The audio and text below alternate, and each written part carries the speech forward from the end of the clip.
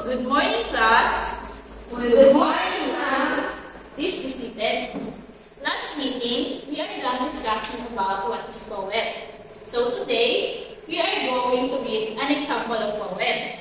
But before we proceed, let's have an attendance first.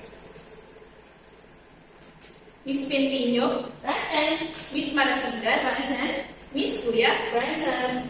So, thank you. So, for our activity today, we are going to read an example of poem. But before we start, let's have a recap first. So, who among you still remember what is poem? Yes, Miss Pintinho? A poem is an artistic manipulation of words.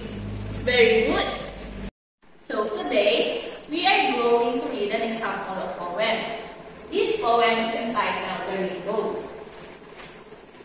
So I will read it first, and then you repeat after me. Is that clear? Yes, ma'am. Okay, let's start. The rainbow. The rainbow. In the sky so high and wide. In the sky so high and wide. Colors blend and gently light. Colors blend and gently light. Red and orange, yellow bright. Red and orange, yellow bright. Green and blue along the side. Green and blue along the side. Indigo and violet too. Indigo and violet too. Paint the sky in a magical hue. Paint the sky in a magical hue. The rainbow shines after the rain. The rainbow shines after the rain. Bringing joy and easy pain. Bringing joy and easing pain. That's a good job, class.